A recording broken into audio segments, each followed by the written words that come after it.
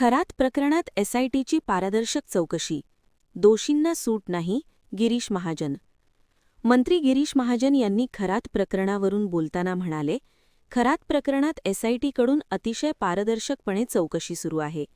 एसआयटीकडून चाकणकर यांना समन्स दिले असतील तर त्याचे उत्तर त्या देतील. या प्रकरणात जो कोणी दोषी असेल त्याला सोडले जाणार नाही. चौकशीचा भाग म्हणून एसआयटीने चाकणकर यांना बोलावले असावे असे सांगितले. पाहूया ते काय म्हणतात.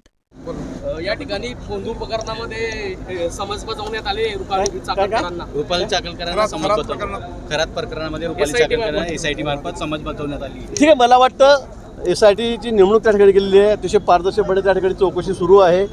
तर त्यांना जर समज गेली असेल या संदर्भामध्ये तर त्या बाबतीत ते उत्तर देतील, त्या बोलतील, ते सांगतील काय असेल नसेल ते.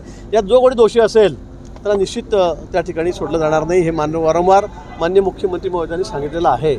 त्यामुळे एसआयटीच्या माध्यमातून चौकशी त्या ठिकाणी होते आहे, अतिशय पारदर्शकपणे चौकशी त्या ठिकाणी होते आहे आणि म्हणून त्याचा भाग म्हणून त्यांना बोलवलं असेल.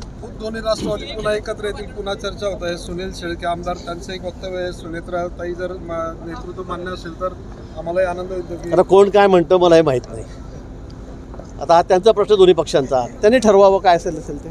आपण काय बोलणार त्या बाबतीमध्ये. कोणी एखादा आमदार उठतो आणि आम्ही एकत्र होणार आहे म्हटलं तर त्याला आम्ही काय उत्तर द्यायचं.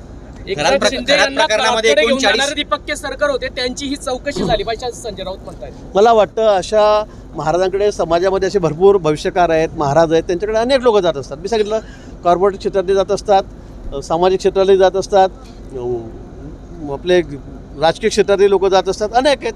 किती महाराज आहेत आपल्याकडे. आता आपण बघितलं असेल ते आसाराम बापू, त्यांचे किती लाखोच्या संख्येत लोक फॉलोअर्स होते. राम रहीम बाबा, त्यांचे लाखोचे सगळे मोठे मोठे लोक असतात, इंडस्ट्रियलिस्ट असतात, सगळ्यांना आपलं भविष्य बघायचं असतं.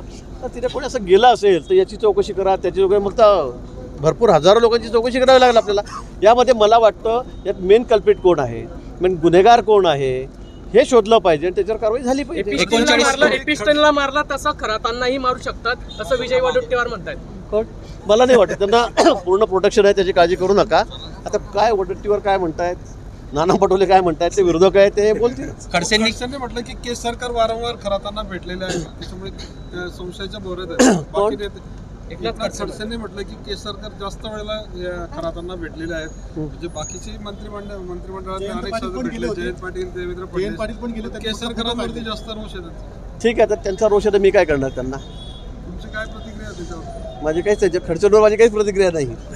39 आमदारांची यादी जाहीर करावी जे खरातांना भेटलेले आहेत असं विजय वडेट्टीवार म्हणतात.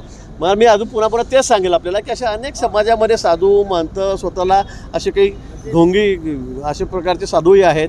आता त्याचं पितळ उघडं होतं सगळ्यांचं आणि मग लोक त्यांच्याकडे हात बघायला, भविष्य बघायला, माझं काय होईल, माझं काय नाही होणार आहे बघायला जात असतात.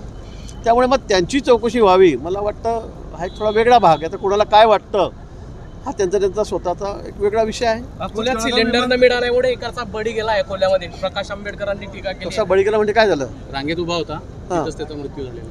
नाही, या बाबतीत मला काही माहीत नाही. पण मला असं वाटतं की आता लोकांनी फार पॅनिक होऊ नये.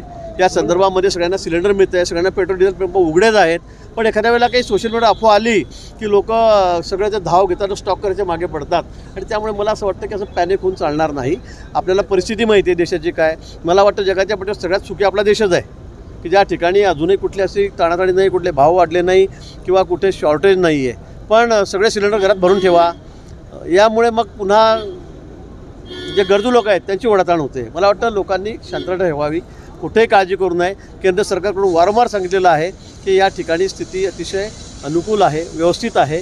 त्यामुळे सिलेंडर जमा करा, पेट्रोल भरून ठेवा, डिझेल भरून ठेवा, असं कोणी करू नये. जळगाव विमानतळ कुटुंबियांनी हॉटेल सुरू केलंय, काय सांगणार? 2 शब्द शुभेच्छा.